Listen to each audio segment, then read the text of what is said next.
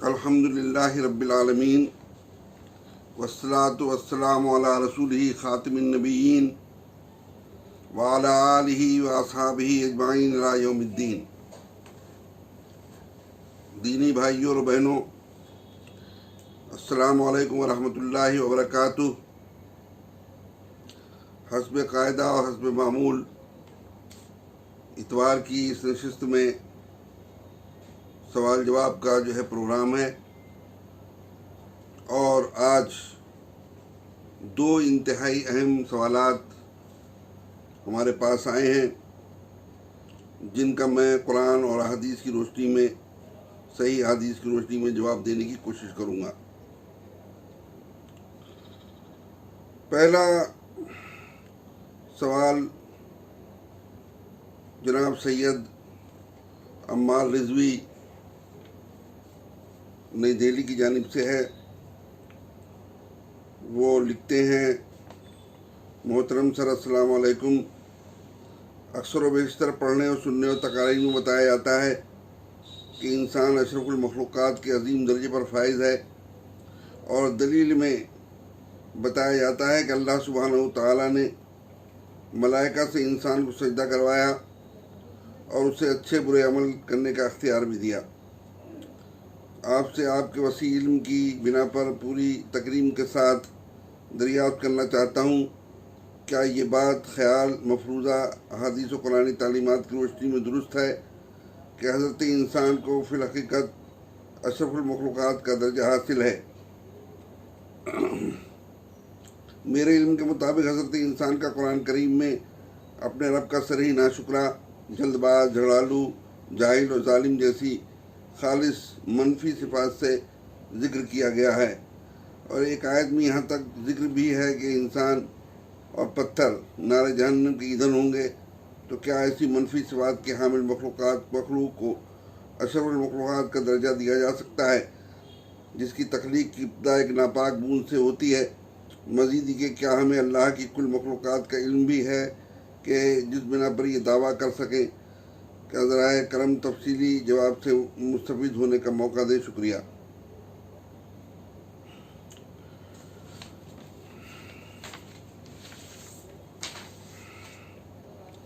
بھائی، جیسا کہ خود استفسار کرنے والے نے یہ بات بتائی کہ اللہ تعالیٰ نے جو انسانوں کا سب سے پہلا نمائندہ آدم علیہ السلام تھے، ان کو فرشتوں کے ذریعے سجدہ کروایا ہے۔ یہ اللہ تعالیٰ کا عظیم ترین الہی منصوبہ تھا، جو اس کائنات کا عظیم ترین منصوبہ تھا، جس کے ذریعے اللہ تعالیٰ نے فرشتوں کو یہ بات بتا دی تھی کہ میں ایک بشر پیدا کرنے والا ہوں اور زمین میں اسے خلیفہ بنانے والا ہوں، تو تمہیں اس کو سجدہ کرنا ہے۔ جیسا کہ میں نے کل کے ویڈیو میں یہ بات واضح کی کہ فرشتوں کو خلیفہ کے لفظ سے ہی پتہ چل گیا کہ اللہ تعالیٰ بہت سے اختیارات انسان کو دینے والا ہے، اور اس کے استعمال کے سلسلے میں مثبت و منفی رویہ بھی اس کا ہو سکتا ہے، بلکہ ہوگا۔ تو انہوں نے اس اشکال کا اظہار کیا کہ کیا تو اس کو خلیفہ بنا رہا ہے جو کہ بگاڑ پیدا کرے گا اور زمین میں خونریزی کرے گا؟ اس کا جواب اللہ تعالیٰ نے آدم علیہ السلام کو نام بتا کر کے اس اشکال کو دور کیا گیا۔ اب یہ سوال یہ پیدا ہوتا ہے، جیسے کل میں نے بتایا کہ یہ وہ اسماء کیا تھے، کس چیز کے تھے، کن لوگوں کے تھے، کیا تھے؟ تو اس میں عام طور سے یہ بتایا گیا ہے کہ یہ علم اسماء تھا جو اللہ تعالیٰ نے آدم علیہ السلام کو سکھایا تھا۔ تو سوال یہ پیدا ہوتا ہے کہ وہ آدم علیہ السلام کے سلسلے میں یا خلیفہ کے سلسلے میں جو فرشتوں کو اشکال تھا، وہ تو رفع نہیں ہوا۔ پچھلی جو قومیں جو تباہ ہوئی ہیں، ان کے بارے میں اللہ تعالیٰ نے فرمایا کہ ان جیسی مخلوق تم نے نہیں دیکھی ہوگی، نہیں پیدا کی گئی، زبردست طریقے صلاحیتوں کے مالک تھی. آج کے دور میں دیکھیے کہ جن کو جو ہے علم تسخیر اشیاء جن کو حاصل ہے وہ اس دنیا میں کیا کر رہے ہیں، وہ وہی کر رہے ہیں جو کہ فرشتے جو ہے فرشتوں کو اندیشہ تھا. تو غرض جو ہے وہ یہ کہ ان آیتوں پہ آپ غور کریں تو ہم کا لفظ آیا ہے، اسمائہم انباہم بے اسمائہم فلما انباہم بے اسمائہم.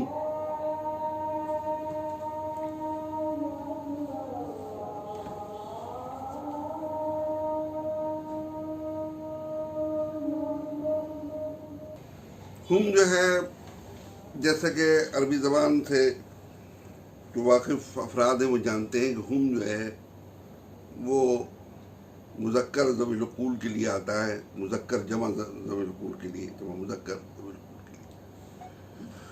اور اس میں جو ہے وہ انسان جن و فرشتے آتے ہیں. تو یہ چیز جو ہے صحیح معلوم ہوتی ہے اور اس سے ان کا اشکال بھی دور ہوتا ہے فرشتوں کا کہ اللہ تعالیٰ نے آدم علیہ السلام کو انبیاء اور رسولوں کے جو ہے نام بتائے، اور جو ان کے اہل ایمان متبعین تھے ان کے نام بتائے، اور یہ بتایا کہ ایسا نہیں ہے کہ ہم جو ہے اس کو ایسے ہی چھوڑ دیں گے زمین میں، بلکہ ہمارے جو ہیں فرستادے، ہمارے جو ہیں مسلرس، ہمارے جو ہیں سفیر، ہمارے رسول، ہمارے انبیاء جو ہے پہنچتے رہیں گے اور انسان کی سلسلے میں ہدایت کا کام کرتے رہیں گے. اور ظاہر ہے کہ اس طرح سے پھر اشکال ان کا دور ہوتا ہے اور پھر جو ہے وہ سجدہ کرتے ہیں. جیسا کہ کل کے ویڈیو میں نے بہت تفصیل کے ساتھ اس بات کو بتایا، اور وہاں آپ دیکھ لیں کہ اس کا عنوان ہے کیا ہم نے اللہ کی حاکمیت کو تسلیم کر لیا ہے. اس کے شروع ہی میں نے یہ بات بتائی بہت تفصیل کے ساتھ. قرآن میں اس کو اتنے واضح انداز میں بتایا گیا ہے، اتنی بار 7 جگہ پر اس کا ذکر کیا گیا ہے. یہ کتنا عظیم منصوبہ تھا. فرشتے یہ چیف فرشتے تھے، بڑے فرشتے تھے، انہوں نے سجدہ کیا. ابلیس جو جنوں کی نمائندگی کر رہا تھا وہاں پر، اس نے غرور میں آ کر کے اور یہ سمجھ کر کے یہ اعزاز تو مجھے ملنا چاہیے تھا، مجھے آگ سے بنایا گیا ہے، اس کو مٹی سے بنایا گیا ہے، اس نے جو ہے سجدہ کرنے سے انکار کر دیا. نہ صرف سجدہ کرنے سے انکار کر دیا بلکہ بغاوت کا بھی اعلان کر دیا اللہ کے خلاف کہ میں تو تیری اس مخلوق کو نکل جاؤں گا، ہڑپ کر جاؤں گا زیادہ تر کہ اس میں، اور جو ہے وہ بہت کم جو ہے تیری تابعداری ہوں گی. اور پھر اس نے جو ہے قیامت تک کے لیے مہلت مانی. وہ مہلت اللہ تعالیٰ نے دی اور یہ کہا کہ میرے بندوں پہ تیرا کوئی زور نہیں ہوگا. یہ سب تفصیل سے بتایا. ظاہر ہے کہ اس سلسلے میں پھر یہ کہ آپ دیکھیں گے جنت میں جو ہے انسانوں کے جو اولین نمائندے جو تھے آدم اور حوا دونوں کو رکھا گیا.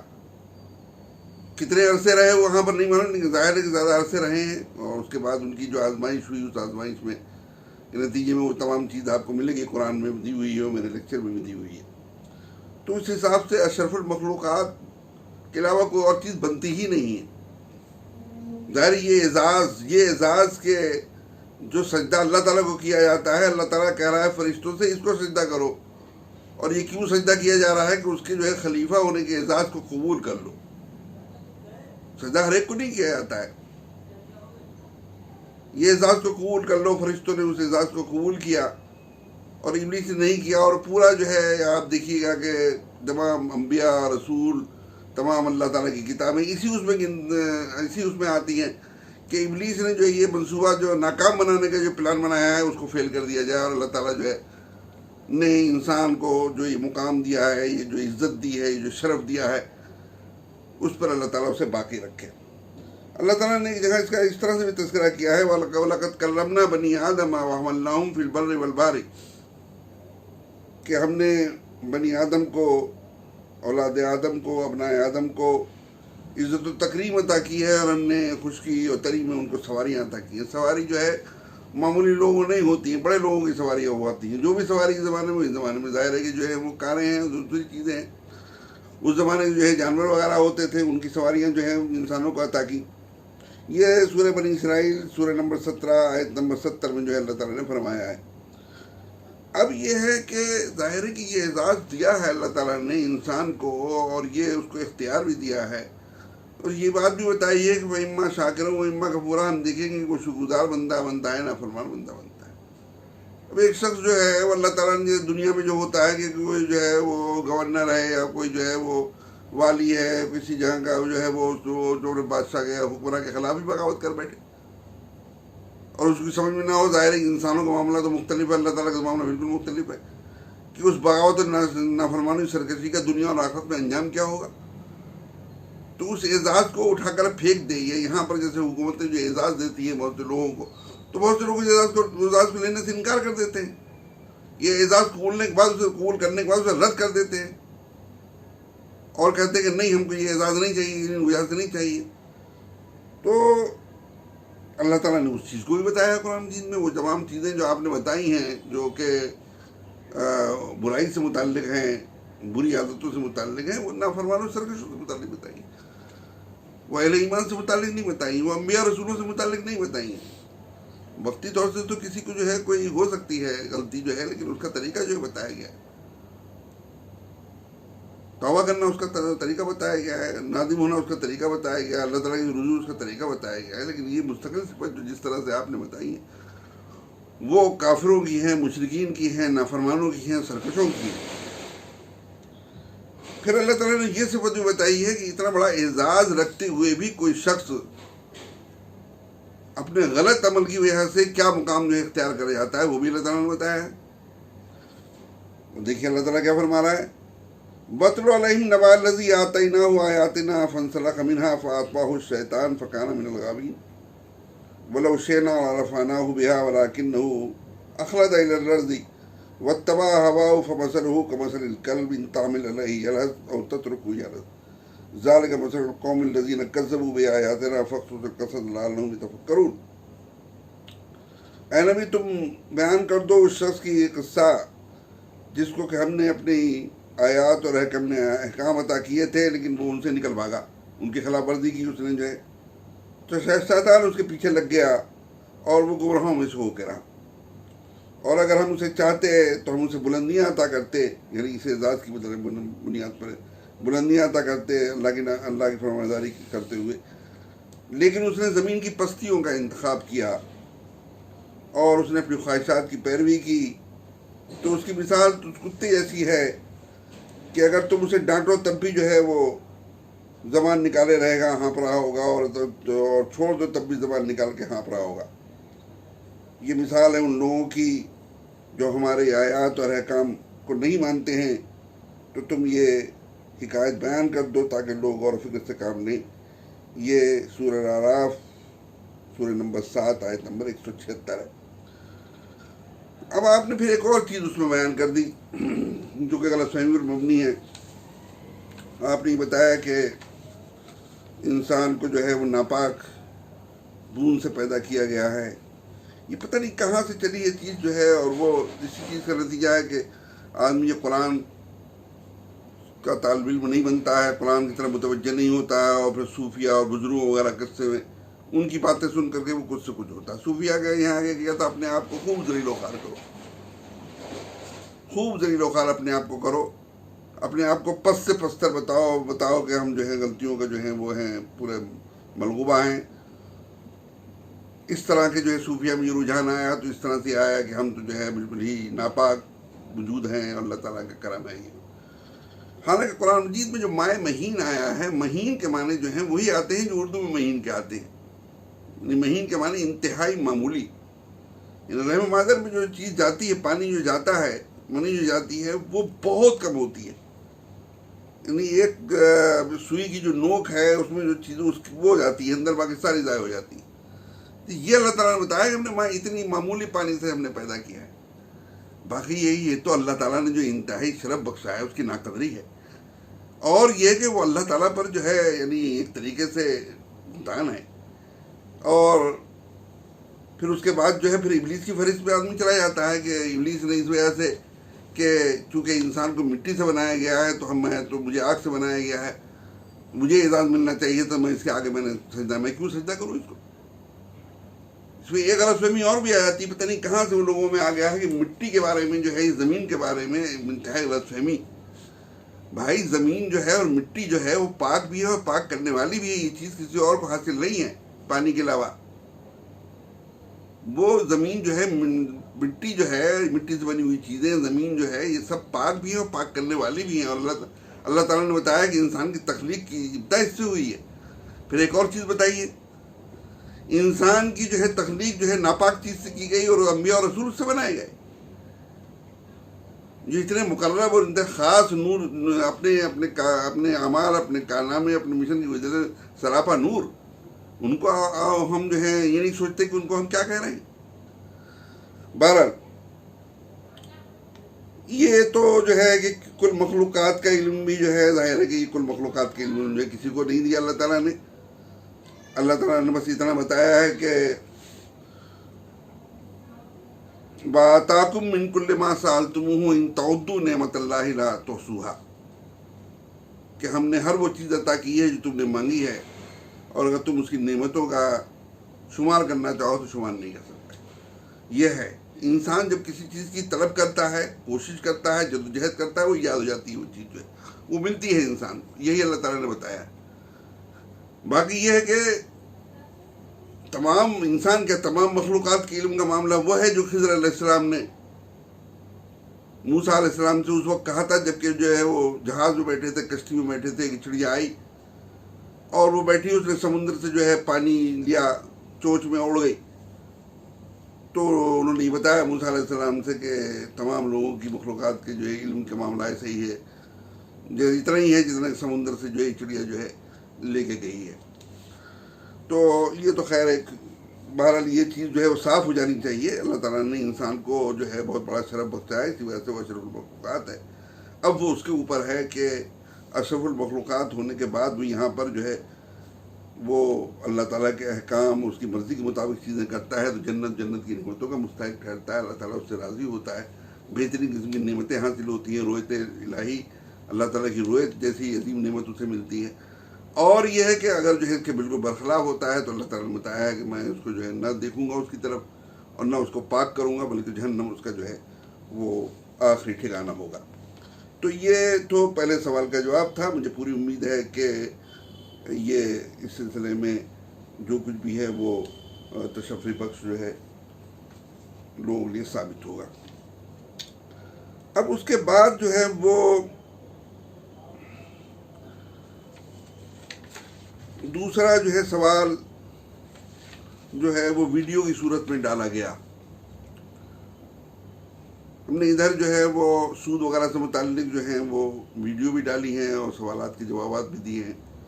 تو یہ بڑی خوشی کی بات ہے کہ وہ ایک بحث جو ہے شروع ہوئی ہے، وہ بحث شروع ہوئی ہے، وہ میڈیا میں جو اس میں شروع ہے، آپ کے ویڈیو وغیرہ کے ذریعے اور فیس بک وغیرہ کے ذریعے۔ یہ اچھی خوشائند بات ہے۔ اب اس میں ظاہر ہے کہ دو گروپ نکل کر کے آئیں گے۔ گروپ وہ ہوگا جو کہ اس کے نزدیک دنیا سب کچھ ہوتی ہے، جیسا کہ اللہ تعالیٰ نے بتایا کہ زمین کی پستی کا اس نے انتخاب کیا، اور اس کی مثال کتوں کی طرح سے ہے، اور وہ اسے بہت بڑا اعزاز ہم نے اسے دیا تھا، اور ہم اسے اور آگے بڑھاتے، اسے اور بلندیوں کی طرف لے جاتے، لیکن اس سے نکل بھاگا ہوں۔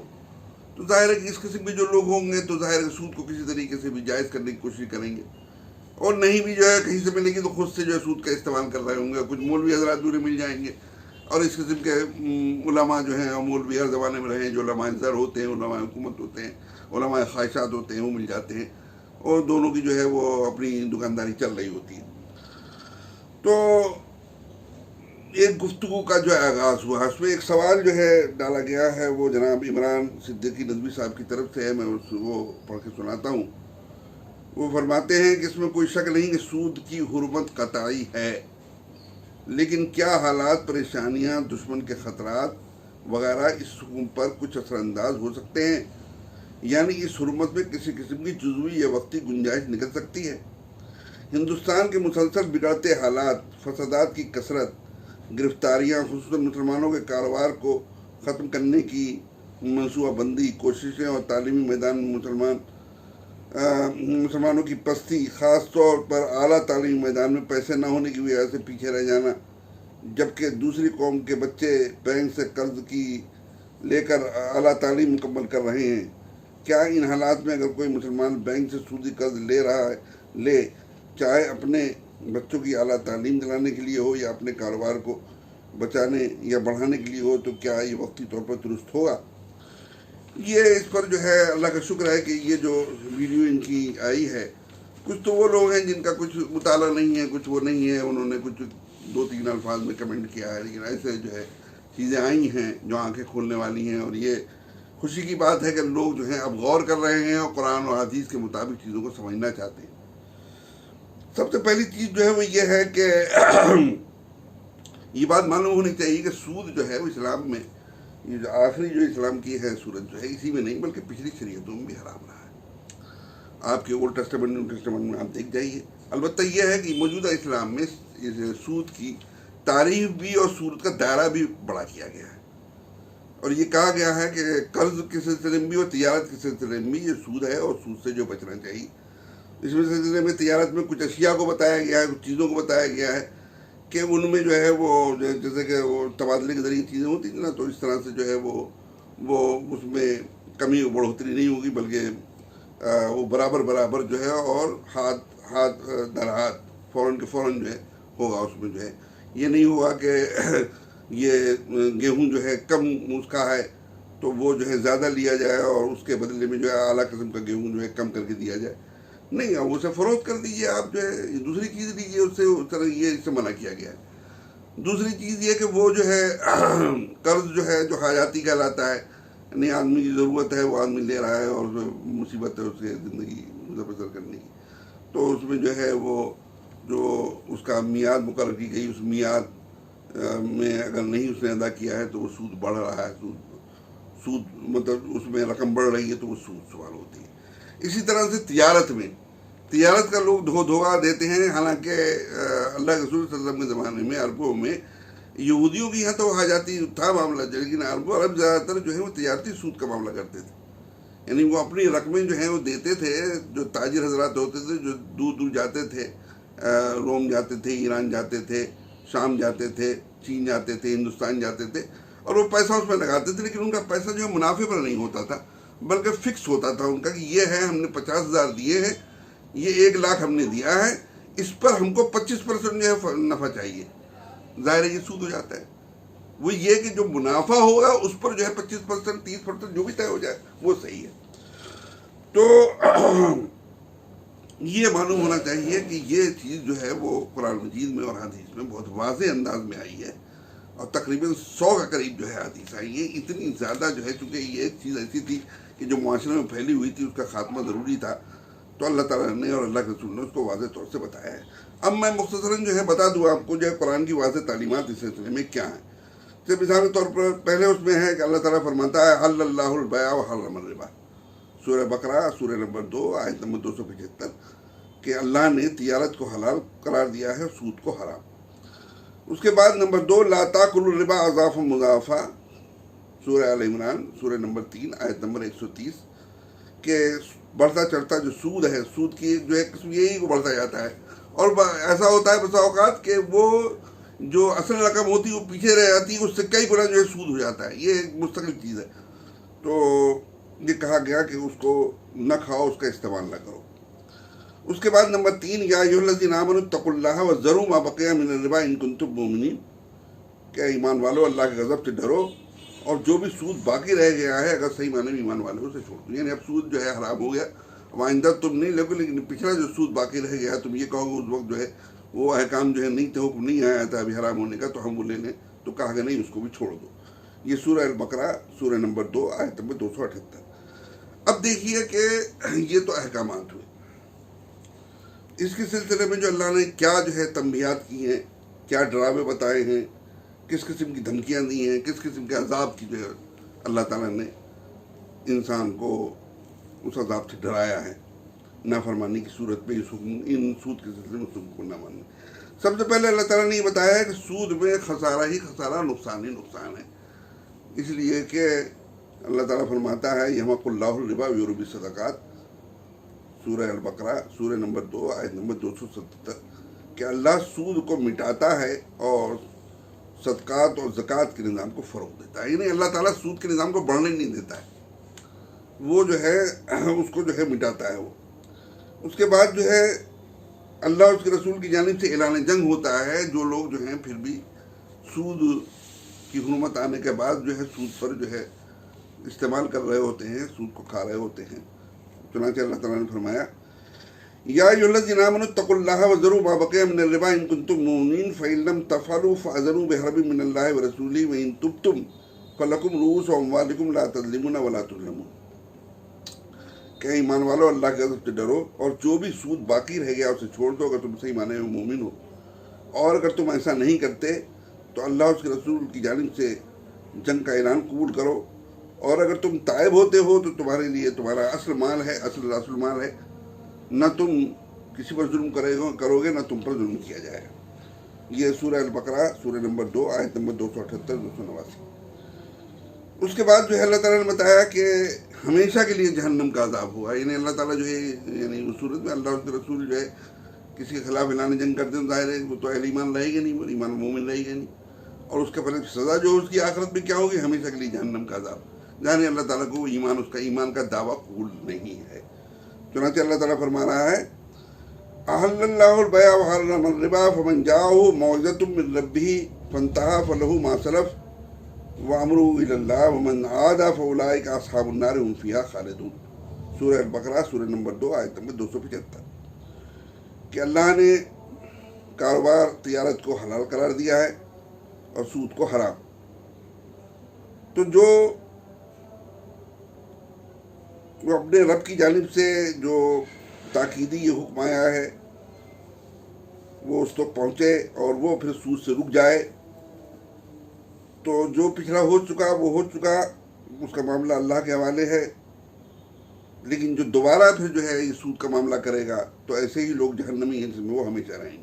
یہ بس صاف طور سے دیکھیے، کوئی جو ہے وہ نہیں ہے، افسانہ نہیں ہے، کوئی منطق نہیں ہے، کوئی کہانی نہیں ہے، کوئی چٹکلا نہیں ہے جو نعوذ باللہ جو اللہ تعالیٰ چھوڑا۔ بہت واضح انداز بتا رہا ہے کہ دوبارہ کیا تم نے جو ہے حکم کے آنے کے بعد، جانتے ہوئے کہ یہ حرام ہے، واضح ہونے کے بعد، تو ہمیشہ کے لیے جہنم ہوئی، نہیں ہمیشہ کے لیے جہنم ظاہر ہے کہ یہ ان لوگوں کو کہ جو کافر و مشرک ہیں، اہل ایمان کے لیے جو ہے ہمیشہ کے لیے جہنم نہیں۔ پھر جو ہے حدیث میں یہ بتایا گیا کہ سود کے جو کھانے والے ہیں ان کے جبڑے جو ہے چیرے جا رہے ہوں گے۔ تو اب یہ جو ہے تمام آپ دیکھیے کہ یہ جو نص جو آئی ہے سود کے سلسلے میں وہ انتہائی قطعی ہے، اس میں کوئی استثناء اور کوئی رعایت نہیں ہے۔ جبکہ آپ کو معلوم ہے کہ جن جو احکام آئے ہیں ان میں اگر کوئی رعایت ہوتی ہے تو وہ اللہ تعالیٰ جو ذکر کرتا ہے قرآن میں، جیسا کہ جو حرام چیزیں ہیں جن کو منع کیا گیا کھانے پینے کے سلسلے میں، ان کے سلسلے میں اللہ تعالیٰ نے استثناء رعایت دی ہے، اور جو جہاں پر بھی اس کا ذکر آیا ہے وہاں پر اللہ تعالیٰ نے اس استثناء کا ذکر کیا ہے۔ اللہ تعالیٰ نے جو ہے وضو کا اور غسل کا حکم دیا ہے، لیکن یہ بتایا ہے کہ جناب جو ہے تیمم کے سلسلے میں بتایا کہ اگر وہ جو ہے نہ ہو تو تیمم کے سلسلے میں۔ اسی طرح سے روزہ رکھنے کا حکم دیا ہے، یہ بتایا ہے کہ جناب جو ہے مریض ہے اگر کوئی مسافر ہے تو اس کے بارے میں بتایا اللہ تعالیٰ نے۔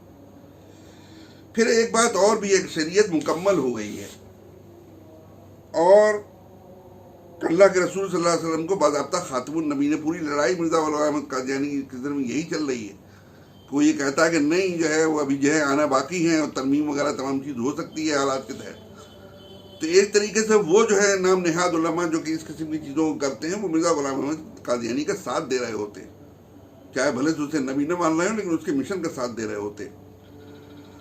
پھر یہ کہ قرآن آخری کتاب ہے، جو بھی مسئلہ ہوگا وہ قرآن میں دیکھا جائے گا، پھر حدیث میں دیکھا جائے گا، اور پھر اس کے حساب سے جو چیز نکل آئے گی اسے فقہ کہا جائے گا، پھر قرآن کو سننا۔ اب یہ ایک اور انداز میں جو ہے ذرا غور کیجئے کہ کیا رسول، اللہ کے آخری رسول خاتم النبیین رحمۃ اللہ عالمین خود اپنی ذاتی طور سے اللہ تعالیٰ کے بنائے ہوئے کسی قانون میں ترمیم کر سکتے ہیں اللہ تعالیٰ کی اجازت کے بغیر؟ ظاہر کہ ہمارا عقیدہ ہے کسی بھی مسلمان سے تھوڑا بہت بھی اسے واقفیت ہوگی وہ یہی کہے گا نہیں، کوئی اور نہیں کہے گا، وہ نہیں کہے گا۔ اس کی مثال بھی قرآن مجید میں موجود ہے۔ سورہ تحریم کی جو ہے ابتدا یہاں سے ہوتی ہے، یا ایھا النبی لما تحرم ما احل اللہ لک تبتغی مرضات ازواجک، کہ اے نبی تم وہ چیز کیوں حرام کر رہے ہو جس کو اللہ نے حلال کیا ہے، کہ کیا تم اپنی بیویوں کی مرضی چاہتے ہو، ان کو راضی کرنا چاہتے ہو؟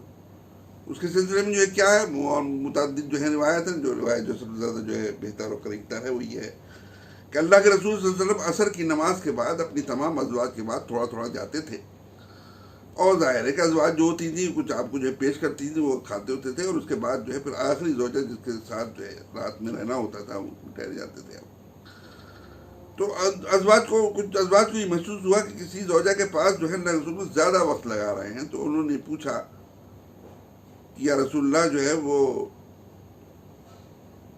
آپ معلوم تھا کہ شہد بہت زیادہ لذیذ ہے، تو آپ سے پوچھا تو آپ نے فرمایا میں فلاں کے یہاں جو ہے شہد کھاتا ہوں، شہد جو ہے. تو پھر ان سے پوچھا اللہ کے رسول صلی اللہ علیہ وسلم نے کہ تم نے ایسا کیوں جو ہے پوچھا. تو انہوں نے کہا یا رسول اللہ آپ کے منہ سے جو ہے کچھ اس کی جو ہے بو سی آ رہی تھی. اب شہد میں جو بو نہیں ہوتی، لیکن بعض جو ہے شہد ایسے ہوتے ہیں جیسے مہوا کا جو ہے، مہوا جو ہے جو لوگ بھی واقف ہو مہوا سے، بہت ہی مفید ہے وہ، لیکن مہوا کا شہد ہر کوئی نہیں کھا سکتا. ایسی بہت سی جو ہے اور بھی مغافیر، وہاں پر عربوں میں ایک مغافیر جو ہے پھول تھا، اس کی جو ہے بہت مفید تھا وہ، لیکن اس کا جو ہے وہ شہد ہر کوئی نہیں کھا سکتا تھا، اس کی بو ہوتی تھی. اللہ کے رسول صلی اللہ علیہ وسلم نہ صرف یہ کہ نفاست پسند تھے بلکہ ازواج کا بہت خیال رکھتے تھے. ظاہر ہے کہ ازواج جو یہ محسوس کریں گے منہ سے بو آ رہی، تو ظاہر ہے کہ یہ آپ نے تو خود جو ہے مسجد میں منع کیا لوگوں سے آنے سے، جو ہے جو لوگ پیاز اور لہسن کھا کے آئے. خیر آپ نے کہا کہ میں شہد نہیں کھاؤں گا، یہ فلاں شہد نہیں کھاؤں گا. ظاہر ہے کہ میں ہوتا، کوئی ہوتا، اللہ کے رسول کے علاوہ کوئی اور بھی ہوتا ہے، اس کے یہ کہنے سے میں فلاں چیز کھاؤں گا نہ کھاؤں گا، اس سے کوئی فرق نہیں پڑنے والا. میں مت کھائیے آپ، جو کوئی وجہ ہوگی اس کی. لیکن اللہ کے رسول صلی اللہ علیہ وسلم کو چونکہ جو ہے اسوہ بنا کے بھیجا گیا تھا اور آپ کے ذریعے جو ہے قوانین بتائے جا رہے ہوتے تھے، تو یہ اس بات کا اندیشہ ہو سکتا تھا کہ یہ شہد جیسی چیز جس کے بارے میں قرآن مجید میں آیا فی شفاء للناس، کہ اس میں لوگوں کے لیے شفا ہے، وہ لوگوں مکروہ حرام ہو جائے.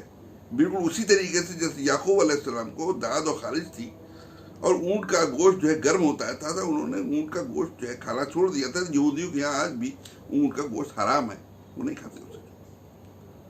تو آیت یہ اتری. اور پھر دوسری بات ایک اور بھی چیز پہ جو ہے یہ بتانی اللہ تعالیٰ کو مقصود تھی کہ یہ ہم نے نبی ضرور ہمارے ہیں، رسول ضرور ہمارے ہیں، لیکن کو یہ اختیار نہیں حاصل ہے کہ کسی بھی چیز کو جو ہے حلال کر سکے، کسی چیز کو حرام کر سکے.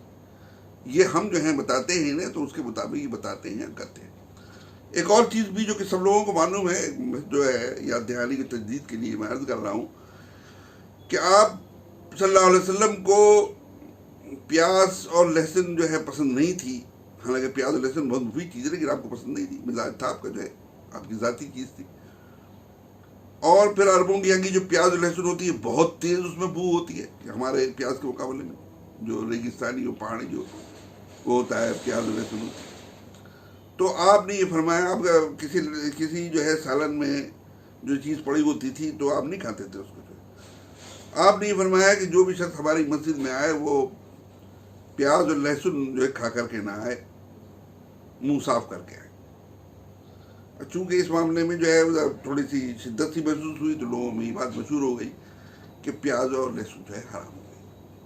اللہ کے رسول کے کانوں تک یہ بات پہنچی تو آپ نے تمام کو جمع کیا، اہل ایمان کو، انصار و مہاجرین کو مسجد میں، اور آپ نے فرمایا کہ میں کون ہوتا ہوں اس چیز کو حرام کرنے والا جس کو اللہ نے حلال قرار دیا.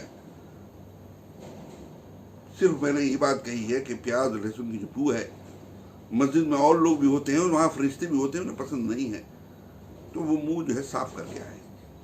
اسی طرح سے ایک اور جو ہے روایت ہے، صحیح ترین روایت ہے، کہ دسترخوان لگا ہوا تھا اور چیزیں لگائی گئی تھیں اس میں. تو خواتین تھیں وہاں پر، انہوں نے ایک خاتون سے مخاطب ہو کے کہا اللہ کے رسول کو بتا دو کہ کیا چیز ہے یہ. اس لیے اللہ کے رسول نے کہا کہ جو بھی چیز پیش کی جائے بتا دی جائے کیا چیز ہے، جس کی مرضی ہوئی کھائے گا، جس کی مرضی ہوئی نہیں کھائے گا. ہر شخص کی مرضی نہیں ہوتی ہے چیز کا نہیں. تو خیر پھر اسی خاتون نے کہا یا رسول اللہ یہ گوہ کا گوشت ہے جو آپ کو پیش کیا گیا ہے. وہاں خالد بن ولید بھی موجود تھے. تو روایت میں یہ آتا ہے کہ آپ کا ہاتھ بڑھا ہوا تھا اور آپ نے پیچھے کھینچ لیا. تو خالد بن ولید نے پوچھا یا رسول اللہ کیا گوہ جو ہے حرام ہے؟ تو آپ نے فرمایا نہیں، یہ حرام نہیں ہے، یہ ہمارے علاقے میں نہیں ہوتی، یعنی ہم جو ہے نہیں کھاتے. اسے جو ہے کھانے پینے کی چیز جو ہوتی ہے عادت والی چیز ہوتی ہے. بہت سی چیزیں ہوتی ہیں کہ جو آدمی، مثال طور ٹڈی ہے، ٹڈی جو ہے حلال ہے باضابطہ حدیث کی روح ہے، لیکن جس نے ٹڈی جو ہے بچپن سے نہ کھائی وہ نہیں کھا سکتا. میں نہیں کھا سکتا اسے ٹڈی کو جو ہے، اس لیے کہ جو ہے مزاج نہیں بنا ہوا ہے. کھانے پینے کی چیزوں میں ایسے ہی ہوتا ہے. تو یہ بات جو ہے جب رسول کے سلسلے میں ہے تو علماء کے سلسلے میں، جب صحابہ کے سلسلے میں نہیں ہے، صحابہ نے کبھی بھی ایسا نہیں کیا. تابعین نے ایسا نہیں کیا، ائمہ نے ایسا نہیں کیا، یہ جرت نہیں کی. تو آج کل کے علماء وہ علماء جن کا معیار کچھ نہیں ہے، جن کا علم اتنا نہیں ہے، جن کا تقوی اتنا نہیں ہے، وہ علماء ذرا اکثریت بتا رہا ہوں میں، ان کی نہیں بتا رہا ہوں، استثناء نہیں بتا رہا ہوں. آپ دیکھ لیجئے علماء کی کیا حالت بنی ہوئی ہے، کس طرح سے زر کی طرف، پیسوں کی طرف بھاگ رہے ہوتے ہیں. یہ علماء زر، یہ علماء حکومت، جو حکومت کے پیچھے آگے پیچھے گھومنے والے ہیں، یہ علماء اقتدار، یہ علماء خواہشات، یہ جمع ہو کر کے جو ہے وہ اللہ کے قانون کو جو ہے وہ تلپٹ کرتے ہیں اور اس کو مسترد کرتے ہیں اور چیزیں کہیں نہیں. صحیح ہے، اللہ کا قہر اور اللہ کے غضب سے جو ہے بچنا چاہیے. دیکھیے ایک بات اور بھی ہے کہ اس قسم کے لوگ جو ہیں وہ اہل ایمان کو اللہ اور اس کے رسول کی جانب سے جو جنگ جو ہے سود خور لوگوں کے سلسلے میں، اس جنگ میں جھونکنا چاہتے ہیں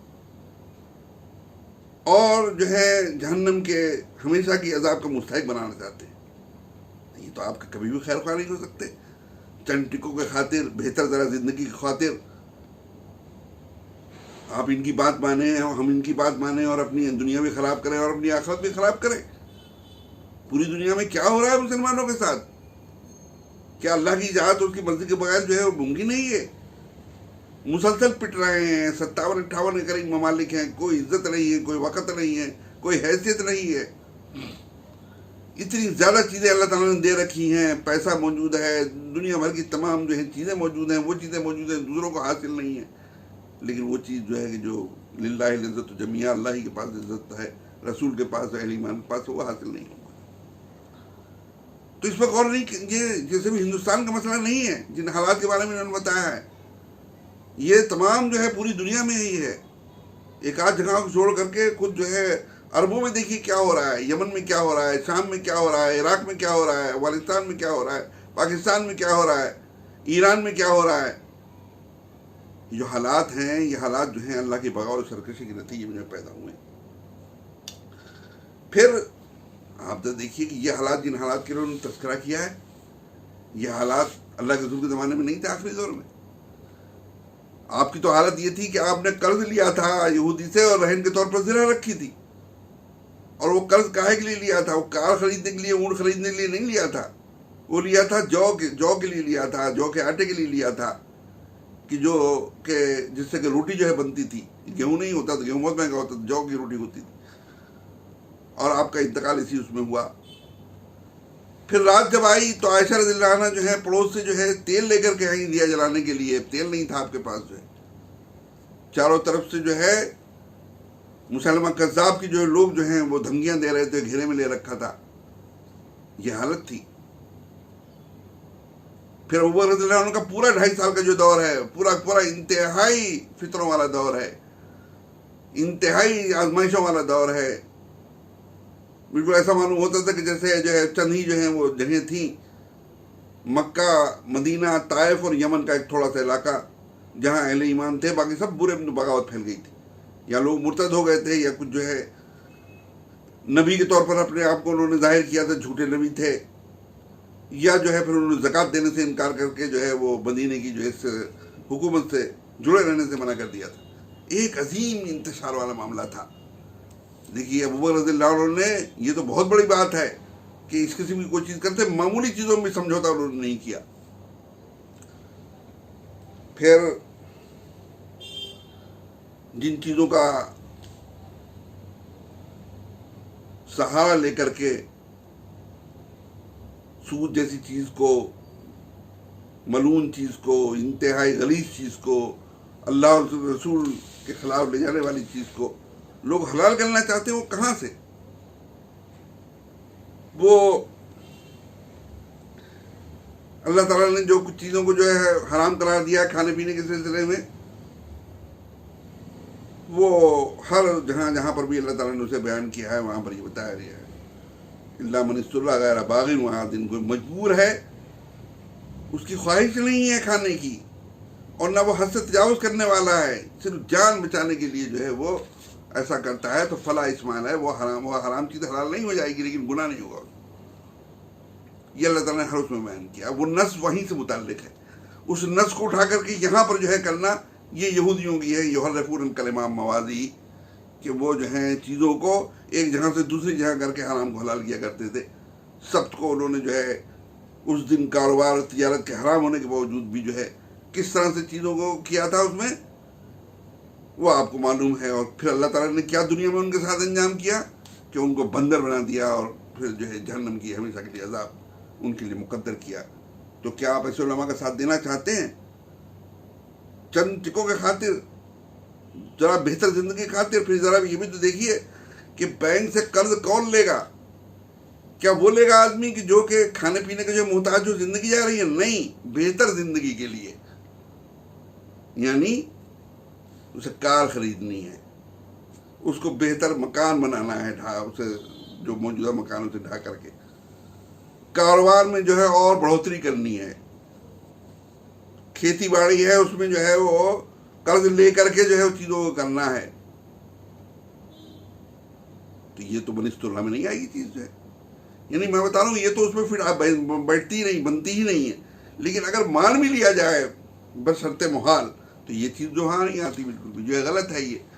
یہ گمراہ لوگ ہیں جو گمراہی کی طرف لے جانے والے ہی یا نہ سمجھ ہیں یا قرآن سے دور ہیں. میری اللہ تعالیٰ سے دعا ہے کہ یہ قرآن سے قریب تر ہوں، قرآن کو سمجھیں. اللہ کے رسول صلی اللہ علیہ وسلم نے جو حدیث بیان کی ہے 100 کے قریب، اس کو دیکھیں سود کے سلسلے میں. پھر دیکھیں کہ اللہ کے رسول صلی اللہ علیہ وسلم نے کیا عمل کیا ہے. ایک اسلامی حکومت میں غیر مسلم شہریوں کو بت پرستی کی، شراب نوشی کی، خنزیر کھانے کی اجازت ہوگی باضابطہ، لیکن ان کو سود کی اجازت نہیں ہوگی. یہ اللہ تعالیٰ نے، اللہ کے رسول صلی اللہ علیہ وسلم نے نجران کے جو عیسائی تھے جنہوں نے معاہدہ کیا تھا کہ ہم مدینے کے تحت رہیں گے، اسلام انہوں نے قبول کرنے سے انکار کر دیا. مسجد نبی میں ان کو ٹھہرایا گیا تھا. اللہ کے رسول نے مباہلہ وغیرہ کی دعوت دی، انہوں نے منع کر دی، مباہلہ نہیں کیا. اور پھر انہوں نے کہا کہ ہم اسلام تو نہیں قبول کرتے لیکن یہ کہ ہم مدینے کے تحت جو ہے وہ رہنا چاہتے ہیں. تو معاہدہ جو ہے اس میں شامل ہے کہ سود آپ نہیں کریں گے، باقی اور تمام چیزوں کی اجازت دی گئی. اور یہ بتایا گیا کہ سود کا جب معاملہ کریں گے تو یہ معاہدہ ختم ہو جائے گا. یہ نتیجہ ہوا کہ عمر رضی اللہ عنہ کے زمانے میں انہوں نے جو ہے سودی معاملات کرنے شروع کیے تو انہوں نے معاہدہ منسوخ ہو گیا اور انہوں نے عمر رضی اللہ عنہ نجران کے علاقے سے جو ہے ان کو باہر کر دیا. تو پھر اس کے بعد جو ہے دیکھیے کیا اتنے برے حالات ہیں. تاتاریوں نے جو ہے پوری مملکت اسلامیہ میں تھوڑے سے چھوڑ کر کے جو قتل عام مچایا ہے، ہلاکت کا دورہ کیا ہے، اور انہوں نے آگ لگا کے پوری بستیوں کو پھونکا ہے، بچوں اور عورتوں بوڑھوں کو جو ہے انہوں نے قتل عام کیا ہے. تمام مورخین ہی کہتے ہیں کہ مسلمانوں کے نہیں پوری انسانیت کا نقصان کیا ہے، اس لیے کہ انہوں نے جو ہے عظیم جو لائبریریاں جلائی ہیں، کتابیں جلائیں. کیا اس موقع پر جو ہے کسی کی ہمت ہوئی؟ یہی تھا کہ اللہ تعالیٰ کی طرف رجوع کرو، غلطیاں ہوئی ہیں، نہ صرف یہ نہ کہ یہ کہ نہ اللہ کے باغی اور سرکش بنو اور وہ چیزیں اختیار کرو جس سے اللہ کا غضب و غضب اور بڑا اٹھے.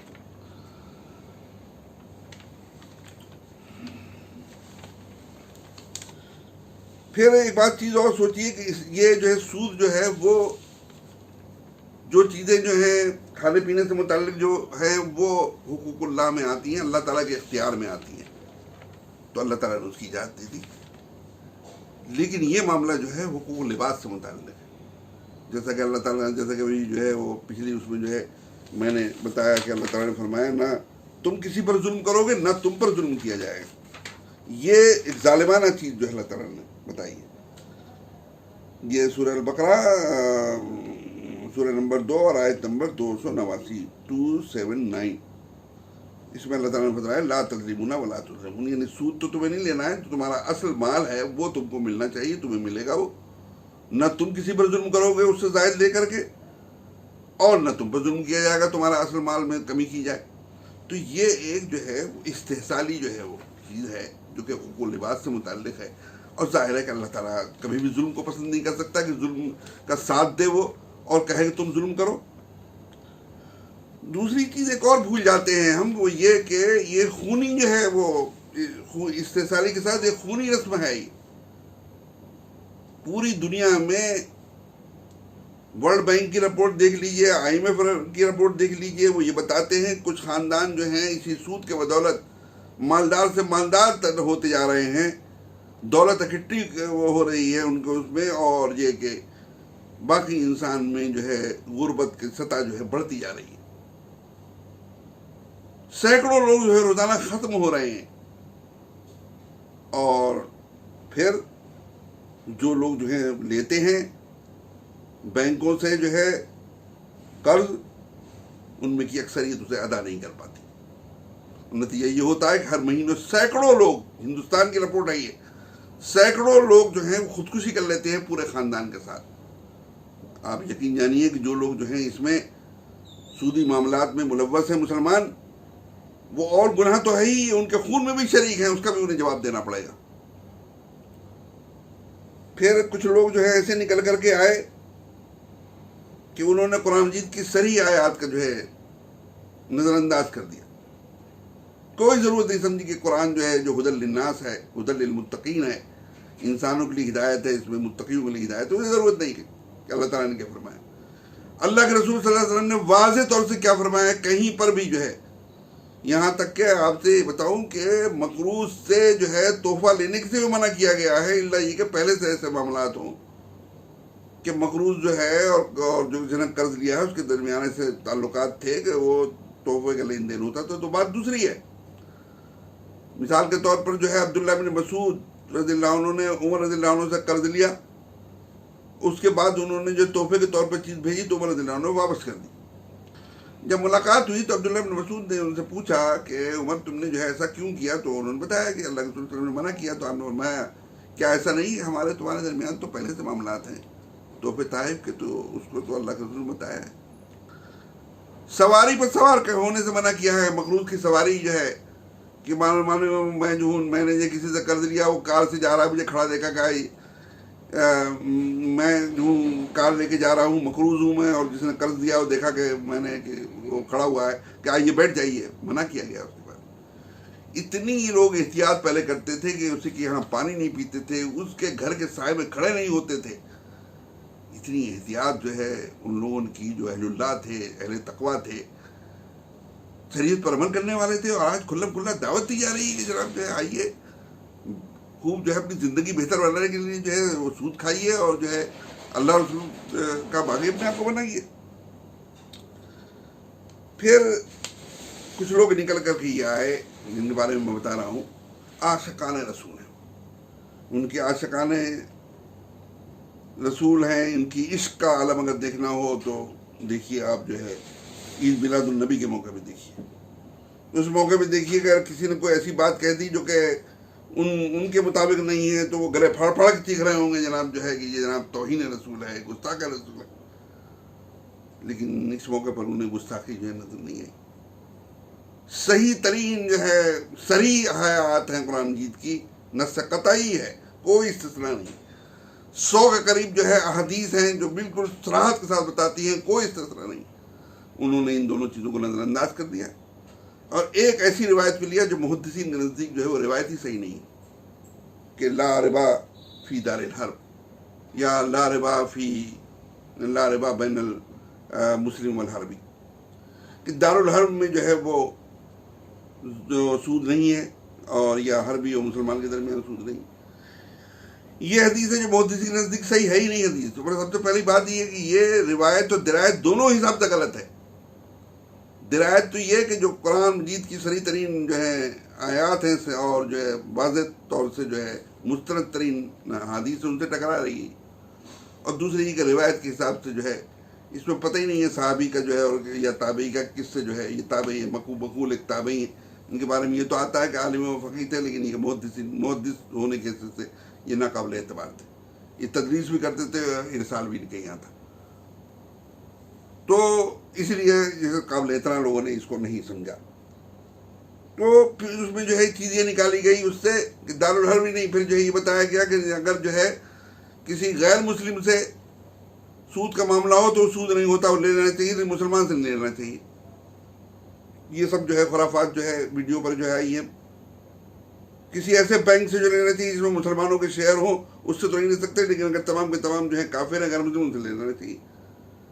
इसमें भी सिर्फ जो है ये देखा गया कि हमारा जो है क्या फ़ायदा है, या दूसरे लोग जो कि पैसे वाले हैं जो उन्हें चंदा देते हैं, जिनकी बड़ी बड़ी दावतें जो हैं करते हैं, रमज़ान के मौके पर उनको खूब खिलाते पिलाते हैं, उन्हें जो है तरावीह में बुला करके भाई रकम जो है पोटला देते हैं, 50,000 1,00,000 کا وہ ناراض نہ ہونے پائے، ان کی جو ہے رضامندی رہے، چاہے بھلے اللہ اس کے رسول ناراض ہو جائے۔ اگر انہوں نے دیکھا ہوتا کہ آیا اللہ کے رسول کے زمانے میں کیا ہوا ہے، اللہ کے رسول کے زمانے میں دیکھیے، اب میں آپ کو حدیث پڑھ کے سناتا ہوں انتہائی مستند، کہ اللہ کے رسول صلی اللہ علیہ وسلم نے فرمایا، ایک لمبی جو ہے تقریر ہے جو کہ آپ نے حجۃ الوداع کے موقع پر کی ہے، اس کا ایک ٹکڑا جو ہے بیچ کا یہ ہے، وَالرِّبَا الْجَاهِلِيَّةِ مَوْضُوعٌ وَأَوَّلُ الرِّبَا أَزَعُ رِبَانَا ربا عباس ابن عبد المطلب فإنه موضوع۔ یہ صحیح مسلم کی روایت ہے اور اس کا حدیث نمبر ہے 1218، کہ جاہلیت کا ربا جو ہے وہ سب کلعدم ہے، اور سب سے پہلا جو ہے جو سود ہے وہ جس کو میں کلعدم کر رہا ہوں وہ ہمارا سود ہے۔ عباس بن عبد المطلب کا جو ہے سود وہ سب کا سب جو ہے کلعدم ہے۔ اور آپ کو شاید یہ بات جو ہے جان کر کے حیرت نہیں ہونی چاہیے کہ عباس رضی اللہ عنہ نے جو ہے باضابطہ اعلان جو اسلام کا کیا تھا وہ فتح مکہ کے موقع پر کیا تھا۔ یہ عباس رضی اللہ عنہ وہ تھے جو ان کا پورا معاملہ سود پر چل رہا تھا، اور ان کا جو ہے 100% تمام کے تمام سودی معاملات جو ہے غیر مسلموں سے تھے، ایک بھی شاید ہی کوئی مسلم ہو نہیں، سارے کے سارے، اس کی ضرورت ہی نہیں تھی، مکے میں رہ کر کے وہ کر رہے تھے۔